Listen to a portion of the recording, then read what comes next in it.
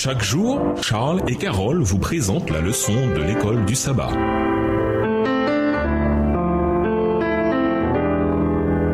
Bienvenue dans votre émission. Dieu nous parle. Nous voilà à la leçon de jeudi. Christ a vaincu le monde. Si tout arrivait selon la volonté idéale de Dieu, le mal n'aurait jamais existé. Seul régnerait un bonheur et une harmonie parfaits. Finalement, l'univers retrouvera cette volonté idéale et parfaite de Dieu. En attendant, Dieu accomplit sa volonté d'une manière qui prend en compte les libres décisions de ses créatures. Imaginez une compétition de pâtisserie dans laquelle tous les participants doivent utiliser une série d'ingrédients imposés tout en ayant la possibilité d'ajouter tous les ingrédients de leur choix pour faire le gâteau qu'ils souhaitent. En définitive, le gâteau qu'ils feront sera déterminé en partie, du moins, par certains ingrédients qu'ils n'auront pas choisis. De même, toute proportion gardée, puisque Dieu s'est engagé à respecter la liberté de ses créatures, liberté nécessaire à l'amour, un grand nombre des ingrédients qui constituent l'histoire du monde ne sont pas choisis par Dieu, mais ils sont en réalité à l'opposé de ce que Dieu désire. Dans cette conception, la providence divine n'est pas unidimensionnelle, comme si Dieu contrôlait tout ce qui arrive de manière unilatérale. Cela suppose plutôt une vision au moins bidimensionnelle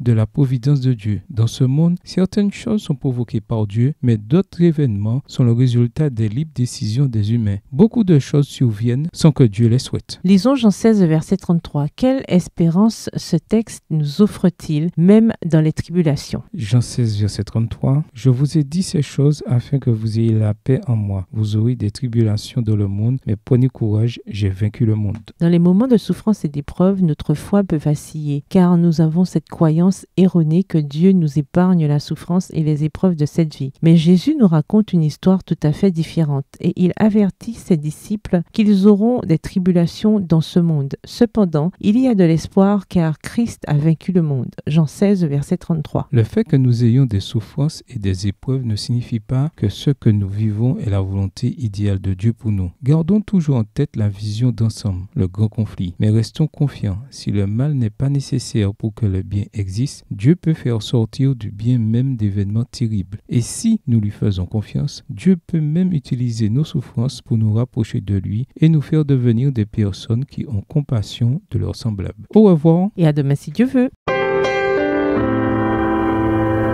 Dieu nous parle.